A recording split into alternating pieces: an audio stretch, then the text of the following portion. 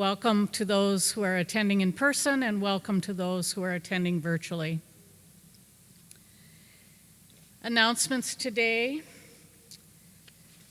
Our September monthly mission is Blessings in a Backpack. It continues from August. There is a new September newsletter that came from the office, and that has a list of packing dates as well as items needed. And you can also find the items needed in the bulletin. I've got also, as an announcement, Crafts Group meets on Wednesday mornings from 9 a.m. to noon. Everyone is welcome.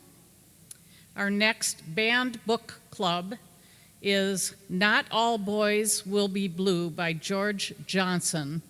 We will next meet to discuss that on September 27th at 7 p.m. After church next week, Family Faith Formation will be meeting. That's on September 10th after worship. And notice in your bulletin that there's a list of things that are needed for the Blessings in a Backpack. Now we will have our prelude.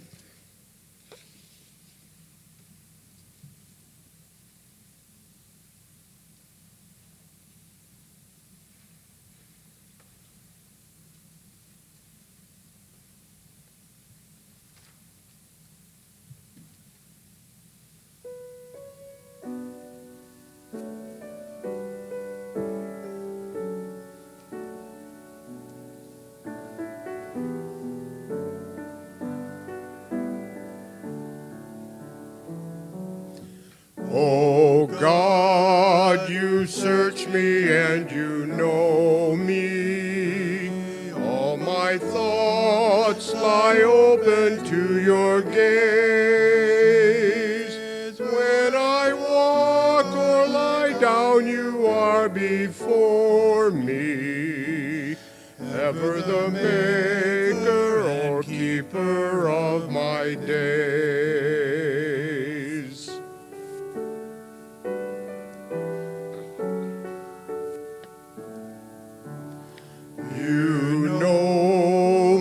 Resting and my rising, you discern my purpose from afar, and with love everlasting you beseech me. In every moment of life and death you are.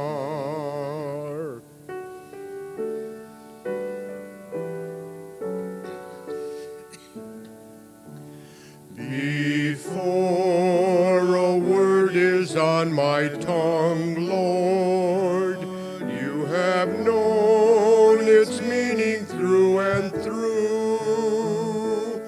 You are with me beyond my understanding, God of my present, my past and future too.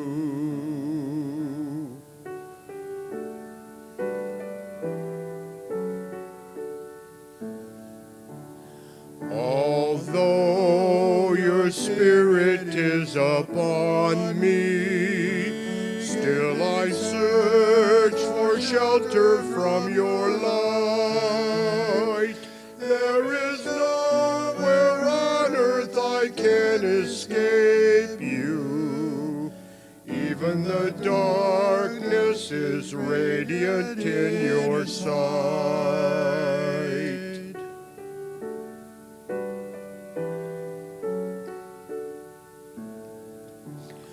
For you created me and shaped me, gave me life within my mother's womb. For the wonder of who I am, I praise you. Safe in your hands, all creation is made new.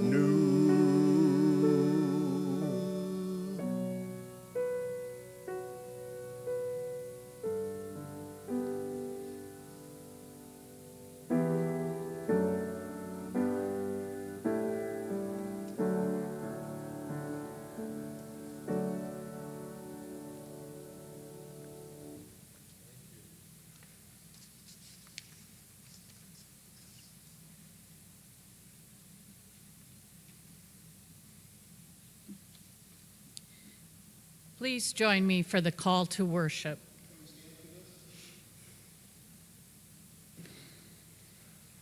As followers of Jesus the Christ, we are called to bring a hopeful understanding of our world, to bless, declaring that God called the created universe very good.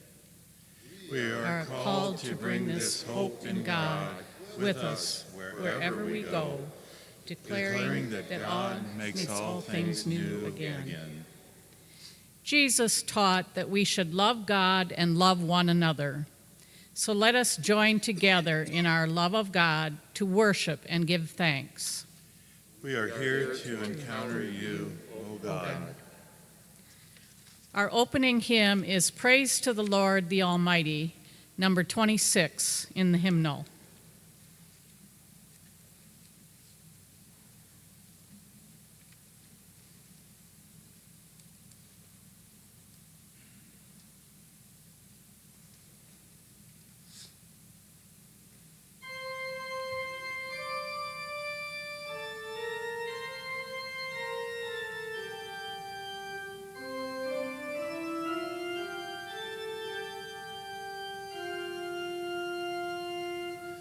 Praise to the Lord, the Almighty, the God of creation. Sing my soul, praise the Lord of thy health and salvation.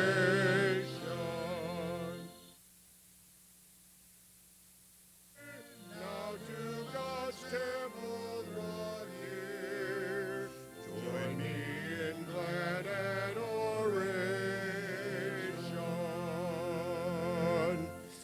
Praise to the Lord, who o'er all things so wondrously reigneth. Shelters the underneath wings, yea, so gently sustaineth. Hast thou not seen how thy desires have been granted in what God ordaineth?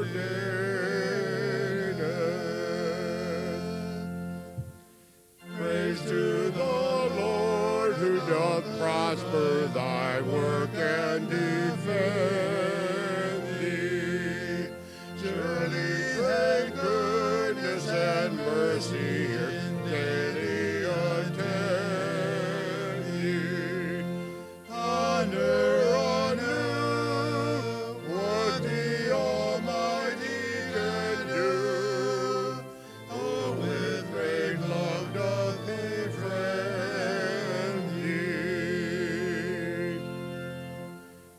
Praise to the Lord, the Almighty, the God of creation. All that hath life and breath, sing out the heart jubilation.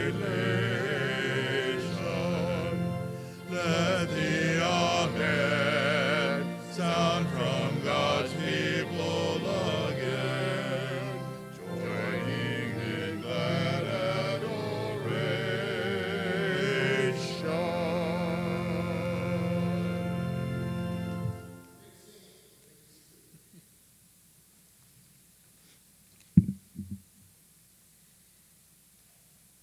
We have a prayer of confession. Please join in unison. God of gentle mercies, we confess our sin, that we have not lived in deliberate trust and gratitude, compassion and joy. Our hearts have been broken, and we have chosen to live in fear. We long for your blessing of forgiveness and hearts to heal. We pray this through Christ.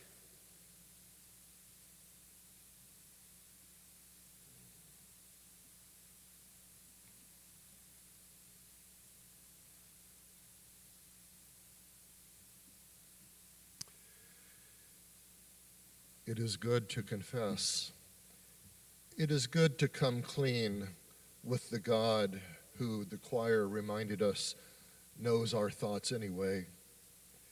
and our sins of omission where we did not act as we might have. This is not about shaming. This is about what happens every time the people of God gather. It's a new start. It's a new beginning. And being honest to the one who loves us without limit prepares us to come to this communion table and receive the sacrament shortly. Oh God, we open to you and we are receptive to a new start yet again. Amen. Would you just acknowledge someone you didn't come to church with a sign of peace? You can shoot the peace sign. You can run up and embrace them, whatever you want to do.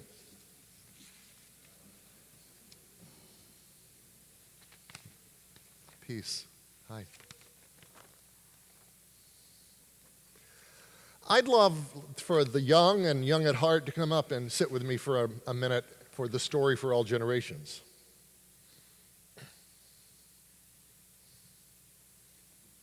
Good morning. Good morning. And if you're just feeling immature today, you can come up as well, you know. I have a dog, and I walk the dog a lot because the dog insists on walking a lot. Do you have a dog? Yeah. Do you walk the dog? Does this happen to you? I'm walking through the neighborhood, and people are walking this way. Oh, hello there. You're so cute. They never say that to me. And they'll kind of talk to him and all. Yeah, maybe we'll play. If I had a treat, I'd give you a treat. And I think about that sometimes I don't know that I even want people to talk to me that way, but there's something about people being kind to an animal like they're blessing it. And today, I would like you to listen in my talk because I'm going to talk about what does it mean to bless. I grew up in a part of the country in the southern United States where people say that a lot. Bless you, bless your heart. Anyone ever said that to you? Uh-huh. What do they mean? It might mean, I like you. It might mean, I hope you have a great day. Or it might mean, I see you, and I see good in you. That's what bless means. And I hope that by the time you leave here today, and all of us leave here today, we could feel a little more courage about blessing other people, of saying sometimes, go for it, I encourage you, I see good in you, or just complimenting someone even. So that's my lesson of what I see when I'm walking my dog around the neighborhood. Yeah, thank you. Thanks for coming up and being with me for a minute.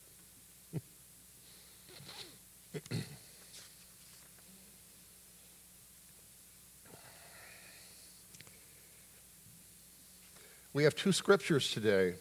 I'm going to read the first one, and I appreciate Lauren will bring the gospel reading after the choir. Both of these readings in First Testament and in the gospel are about blessing the world around us and choosing to be compassionate rather than negative. From the book of Genesis. And God said, let the waters bring forth swarms of living creatures, and let birds fly above the earth across the dome of the sky.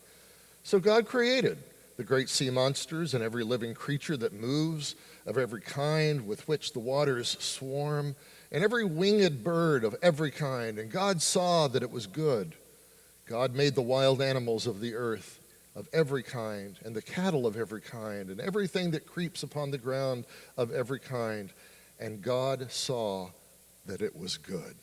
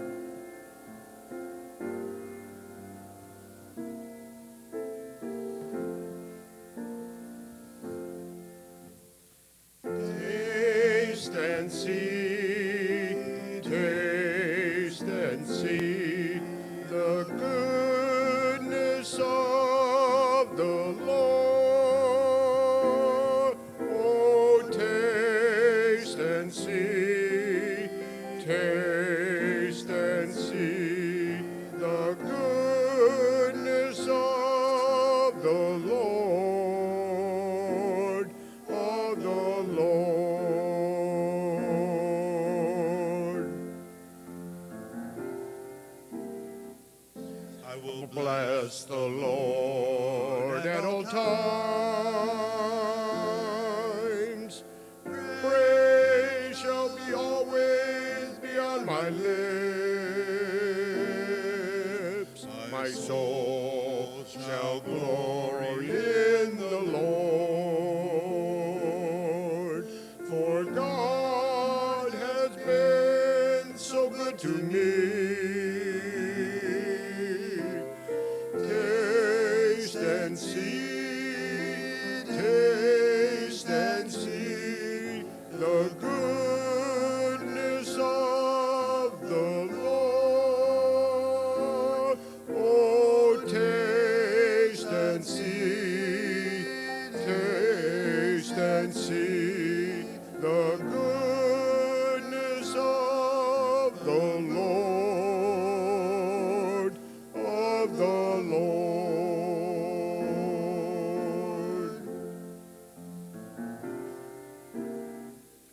Glorify the Lord with me. Together let us all praise God's name. I called the Lord who answered me. From all my troubles I was set free. Taste and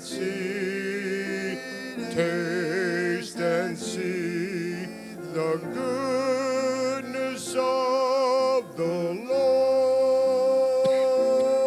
Oh, taste and see the goodness of the Lord, of the Lord.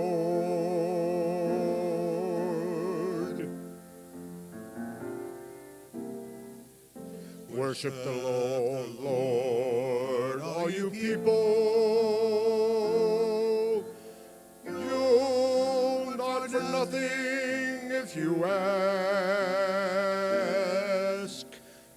Taste and see that the Lord is good. In God we need put all our trust. Taste and see the goodness of the Lord. Oh, taste and see the goodness of the Lord, of the Lord.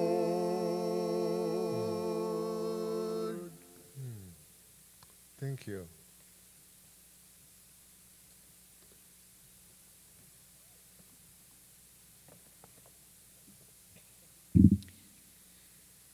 A scripture reading from Matthew, chapter 5, verses 43 to 45.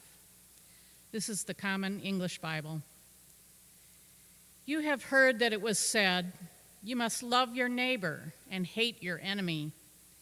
But I say to you, love your enemies and pray for those who harass you, so that you will be acting as children of the Father who is in heaven. He makes the sun rise on both the evil and the good, and sends rain on both the righteous and the unrighteous. Thanks be to God. Thanks be to God.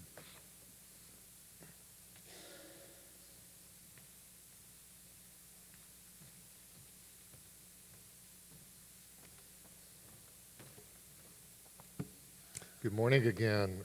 I realize that not everyone might know who this visiting preacher is. I'm Chris Lane. My wife, Jane Lippert, also clergy, and I have enjoyed offering pulpit supply for your congregation while your pastor Liz is on her sabbatical, entering her third and final month this week, in fact. Also just want to wish you a happy Labor Day. You know, it's people of faith can celebrate this day because There's a great lineage of people being given greater dignity who are laborers, and no longer do we have exorbitant child labor in this country, and not everyone gets a fair living wage, but we're closer than we were a century ago. So I give thanks that this is a weekend where we celebrate the dignity of all who labor. So a little funny aside, I'm wanting to speak a few minutes on the power of blessing. And I was sitting in my side yard early this morning. I was telling John earlier that kind of going over my sermon notes, mumbling it to myself in my side yard. It felt so nice out, warm breeze out this morning. And a deer comes from across the road and stands in my yard as if listening to me. And I thought, he stayed for several minutes, I want you to know. Actually, it was she. And I thought, this is kind of a St. Francis moment, I'm talking about blessing the animals here. And the deer stands. Of course, as my sister-in-law, Dempsey, out there will attest, the deer will stand for anything. It's not that you're really particularly entertaining, at least in the part of town I live. How do you bless? Where I used to live, I had the rare privilege each Monday on my day off of walking dogs at the local animal rescue shelter. It was kind of nice to get a break from organizing people in a large church. The dogs and I didn't have to talk. So I'd get to learn each week a little bit on what it means to bless another creature, as weird as that might sound. When I got there in the morning, me and the other dog walkers, the dogs had not been walked all weekend. So can you imagine how ecstatic they were that there were humans now here who would actually help them break out of their cell or cage? But some dogs had come to the shelter neglected and abused. I remember one particular Monday, a dog that I was to walk was absolutely afraid, cowering and shaking in the corner of its kennel. Wouldn't let me get near him, and I had the hardest time getting a leash on him. But eventually I did, and we walked, skittish though he was. And I want you to know that by the end of that walk, he was leaning against me, wanting to be pet over and over again. I think in some way that exceeded words, a blessing had transpired. The dog felt safe. It is okay to bless the animals in our world, in our lives, domestic or not, when they'll let you. But it's even better to bless the humans around you. How do we do that? So what is a blessing exactly? It's not merely what you say when a person across from you sneezes. No, it's more an act of undivided attention. When another person feels validated by you. Haven't you ever had moments when, in a conversation, you simply listened very well to another person, something about their story, their life, and it's like they were better for it by the end of the conversation because someone had paid attention? It's giving undivided attention to another, trying your best to see them as I, thou, rather than I, it. Maybe in some way having a sense of how God delights in us. In recent years, I've gotten very intrigued with Celtic spirituality, what the Irish and Scottish throughout history have had, and there's so many good books on it. I'd love to talk to you afterwards about anyone who writes on Celtic spirituality. But it has a very positive approach. It doesn't look at people as originally sinful or bad. It more sees that everyone has a glow, a divine center in them, that even if it's covered up with crud and bad behavior, that good is in every person. And My wife and I have been blessed to go to the Isle of Iona there in the Hebrides in western Scotland, and it's very much seen as a world spiritual site around Celtic spirituality. And there we learned that the practitioners of that, even through history, especially the Scottish people, would speak blessing all through the day to the farm animals they were having to work with, to the crops that they were working on. It was like a way to see the radiance of God's Spirit is in all of creation. It's really a wonderful way to view the world. Well, blessing does show up in Scripture as well. In the First Testament, before Jesus shows up on the scene, someone is always getting a blessing spoken over them when heading off on a journey, or when they did a very hard thing well, or especially when they're having a very hard day. You anoint my head with oil in the presence of my enemies till my cup overflows. Sound familiar? Says the psalmist, Psalm 23. And in the time of Jesus in the Gospels, he was always bestowing healing and blessing on some broken down soul by looking in their eyes, touching them, naming for them how they too are one of God's favorites.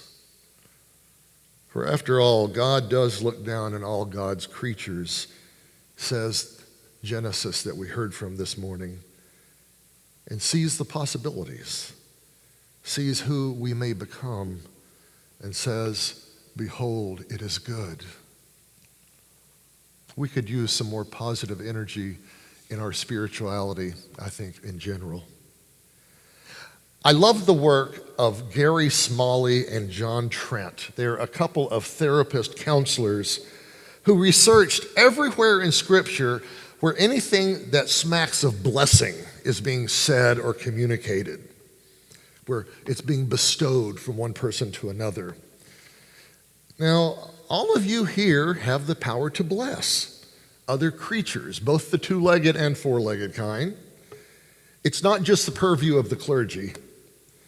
And in the Bible, the blessings that stayed with people, that seemed to make a change with them, when someone really noticed them or someone commissioned them because they saw good in them, changed their view of themselves, gave them courage to do some great thing.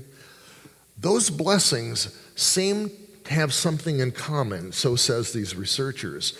They came up with 5 elements of the blessing, and here they are: meaningful touch, words of acceptance, respect spoken about the one who's being blessed, voicing a vision about there being a good future for that person, and finally, an active commitment to at some level be in that person's life, to be there, to follow up, to be a safe person in their life. Now, I've included this 5-piece blessing in the insert in your bulletin today because I think this is an interesting takeaway. I want you to think about your sphere of influence and your capacity to bless another person. But I also want to say it can happen with words or without. I've known a lot of teachers who communicated blessing without using any kind of spiritual language, just invalidating and seeing another person. Oh, we live in a time, brothers and sisters, don't we, where there is such isolation and polarization. What does it even mean to bless a person you disagree with? Maybe it's simply listening to their point that's different from yours and say, okay, I see a little more where you're coming from. I'm not there, but I respect that you are. Have you ever been on the receiving end or even given such a blessing? Can you recall a time someone named a blessed future for you? I can. Someone who said, that thing that you're afraid to do, I think you could do that. And it made a difference. Speaking blessing invests value into somebody. It makes a deposit into someone's emotional bank account. Too often, people try to bless a friend or a family member only materially, buying them something. And while this can communicate great favor, perhaps, there's something deeper that happens when we draw on well-chosen words to speak to the value that's there, even hidden in another. You don't even have to say it to someone. Sometimes the thoughtful card, handwritten card. Remember when people used to do that? A handwritten card that communicates, I see you, I encourage you, I see good in you. It can be as simple as saying to another person, stay with it. You've got it in you to do this. I'm thinking of you during these hard days you're in. I bet many of you are great blessers already. This is one way we watch over one another, I think, in community. It's how we keep naming the sacred, the worthwhile in a world where it's so easy to become numb and jaded and isolated. After all, we come from a God who is continually naming the good around God, and we heard it in Scripture. We add to life when we do the same, especially for our sons and daughters, our nephews and nieces, and a new generation rising. It is so important to name the good we see in them. Perhaps you heard the news story that was out a few years ago about a group of people who spaced themselves and made a circle standing around the entire city of Washington, D.C. They gathered unknown to the city within this circle of loving kindness. And the writer of the story said that Washington changed a little bit over the days of this experiment of living with intention and praying for good to win over violence. The statistics for that period in the city showed a remarkable and an unprecedented decrease in crime and violence. The power of intention to bless is not some utopian fantasy. It can be shown factually to affect empirically and transformatively. Friends, we're not talking here about some benign, nice Hallmark card thing we do with our spare time. No, when it comes to declaring blessing in the world, you and I get to implant good. We get to elevate value and perhaps even God's own Spirit to have its way above all that would rob us of good. Speaking blessing changes life. I read of a Jewish family who every Friday night at their Shabbat dinner, they had this ritual of blessing their 3 children there at the table. Parents would place their hands on the children's sweet little heads and recite over them in Hebrew and then in English. May God make you like Ephraim and Manasseh. May God make you like Sarah and Rachel and Leah. And then over each of them, they would use the words of the priestly blessing. May God bless you and protect you. May God's face shine toward you and show favor. May God look favorably upon you and grant you peace. Judaism as a religion understands that parents are really the stand-ins for God in the spiritual formation of children. And so it's a pretty big deal for a faithful Jewish parent to bless their kids this way, week after week. Another thing I think is interesting about Judaism is they believe it's a religion mostly to be practiced in the home. So they might come together, certainly for services on Friday evening in their communities, but it's really training them on how to practice the faith with those they live with, which is what happened here. And so for this family that I'm mentioning that would bless their children this way, when the children grew and were in college, so the story is told, traveling to far-flung places like Spain and national parks across the country, they would still call home on Friday evenings to receive their blessing and be reminded of their value and worth. What about you? Even if you came from a home that did not speak blessing? Are you naming the blessing in someone else these days? Have you told anybody lately that you see good in them?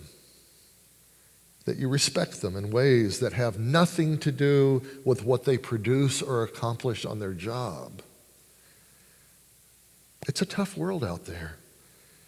And articulating blessing does not erase or abolish the difficult, but it does reach deeper to draw out the hidden fruit of the negative.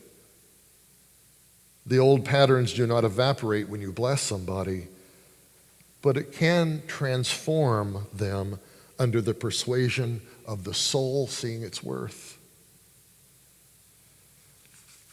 I confess, there is someone in the community who has let me down recently, a business owner who didn't hold up their part of an agreement that we had.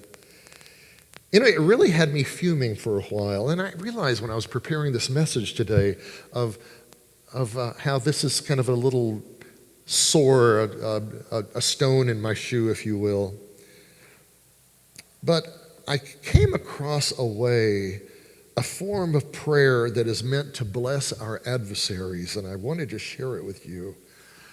It comes out of the Buddhist tradition, actually. It's called the metta prayer, or the prayer of loving kindness. And I think Christians can benefit from Buddhist practices personally.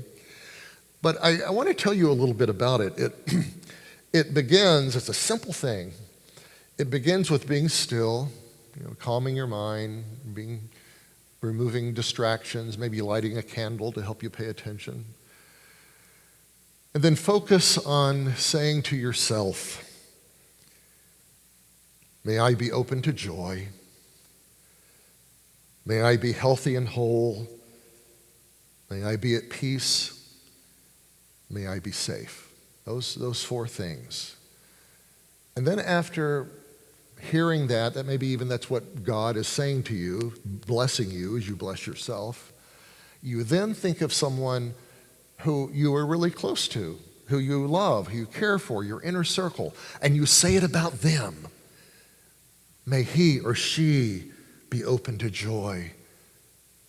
May this one be open and healthy and whole. May this one be at peace. May this one be safe.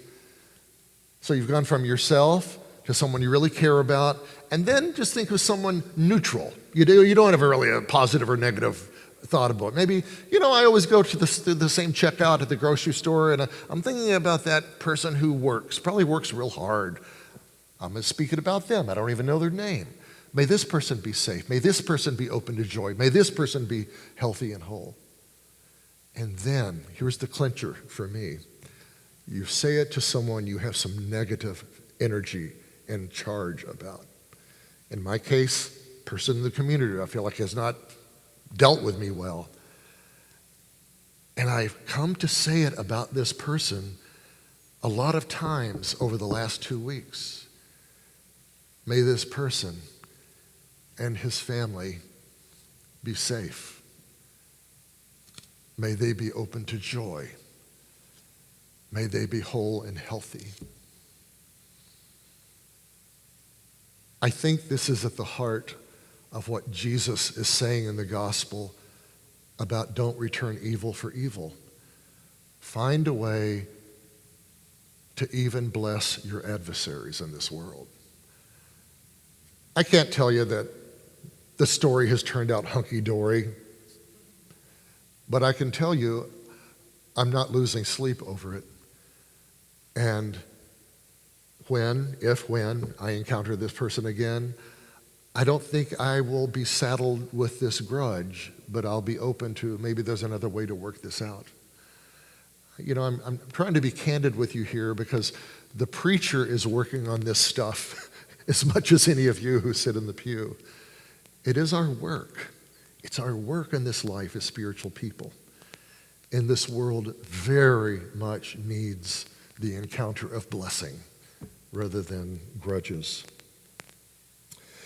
Blessing can happen between families, between strangers, in churches, and in neighborhoods, wherever we're paying attention, not to how someone might benefit us, but to the great, beautiful worth that God has already infused into every being, whoever we are.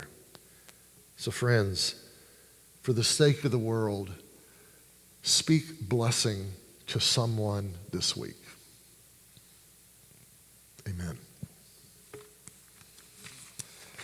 I'd like us, as we are way to prepare ourselves for the sacrament of Holy Communion, there's a great hymn shared by many traditions. It's in your hymnal, I Come With Joy. And we're just going to sing the first two verses of that, and we'll pick up the rest of the verses as we close worship. So verses 1 and 2 of I Come With Joy, and I'll tell you the number here in a second. Yeah, 313.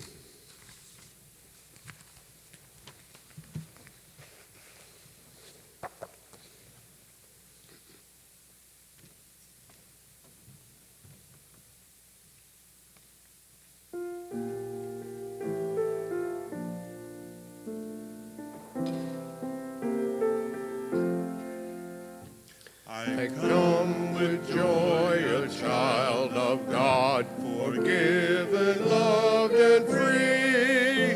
The life of Jesus to recall, in love laid down for me. In love laid down for me. I come with Christians far and near to find as all are fed the new community of love in Christ's communion bread. In Christ's communion bread. I want to invite Lauren, who's going to come up and say a word about offering. You may be seated.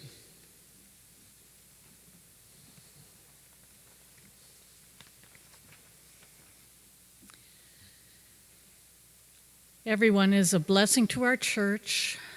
I'm going to introduce the idea of generosity of spirit and generosity of our resources. And I'm also going to call attention again to the September newsletter that came out. Our church has a loan for some mundane purchases, rather expensive. And they're mundane only until maybe January when we're shivering. We've had new replacement boilers, so give generously and thank you for your generous spirits.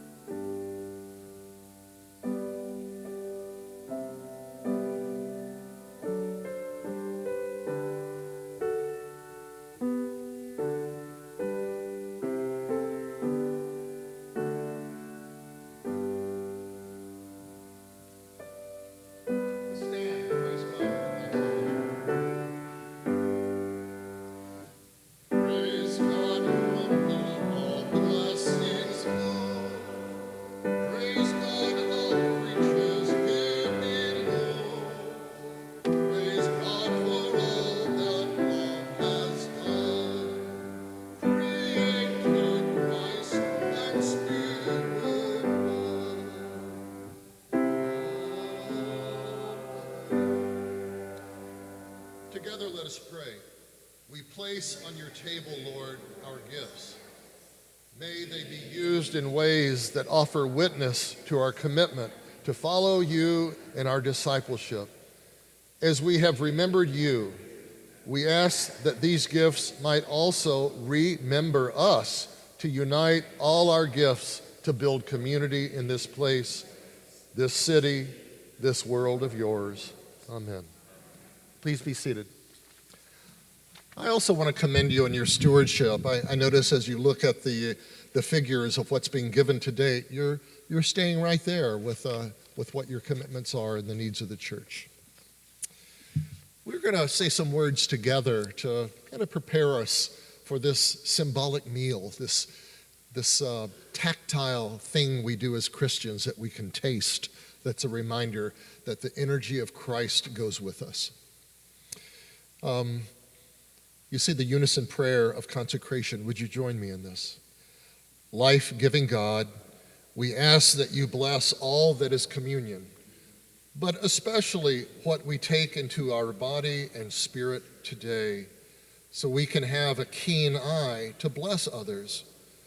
Bless the great giveaway all around us, for which we are grateful. We open ourselves and pray the prayer that binds us. Our Father, who art in heaven, hallowed be thy name. Thy kingdom come, thy will be done on earth as it is in heaven. Give us this day our daily bread, and forgive us our debts as we forgive our debtors. Lead us not into temptation, and deliver us from evil, for thine is the power and the glory forever. Amen.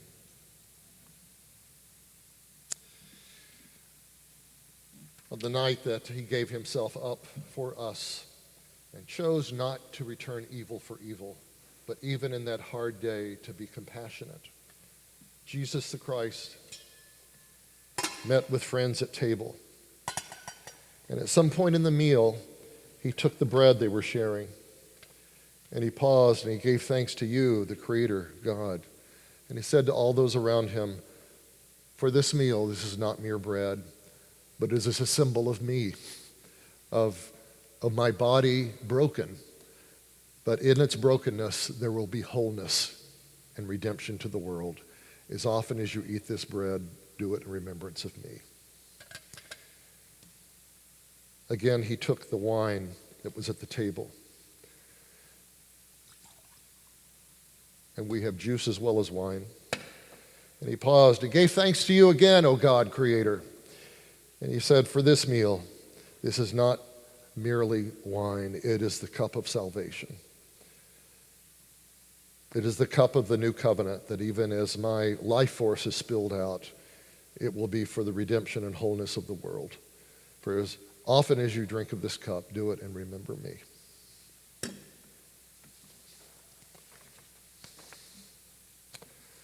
Again in the bulletin, the bread on your table is blessed and broken, and as long as it is open to all, it is holy.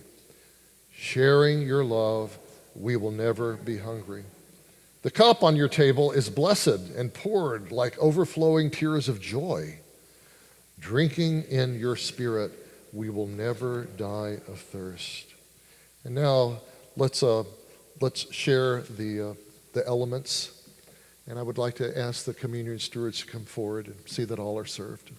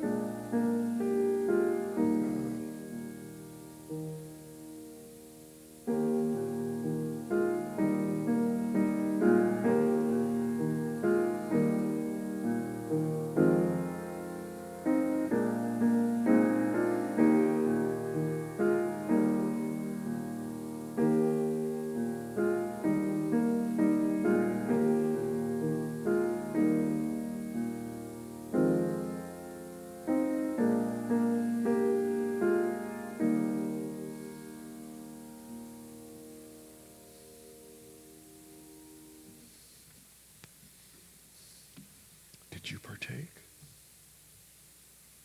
Did you partake?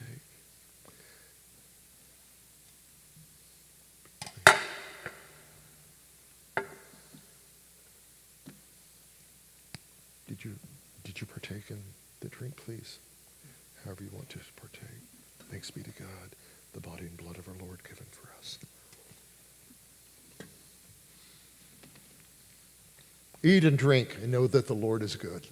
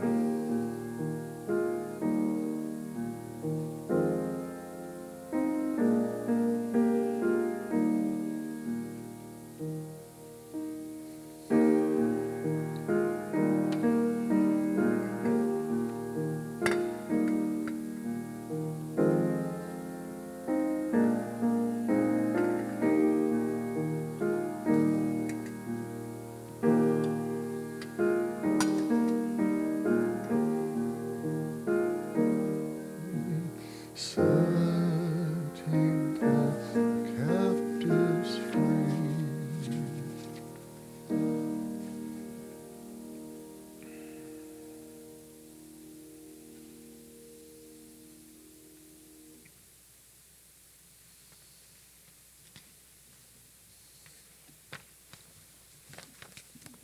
Please partake.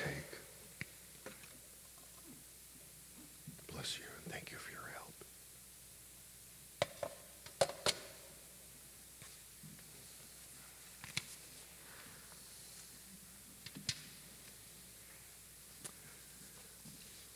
I invite you to stand with me and let's sing the rest of that song of liberation, I Come with Joy, number 313, verses 3, 4, 5.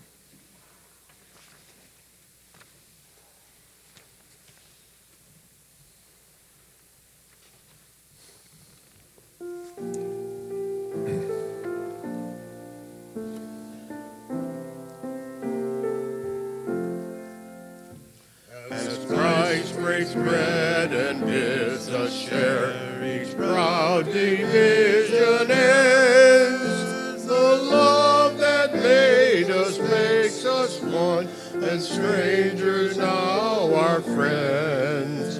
And strangers now are friends. The Spirit of the risen Christ, unseen but ever near, is in such friendship better known, alive among us here, alive among us here.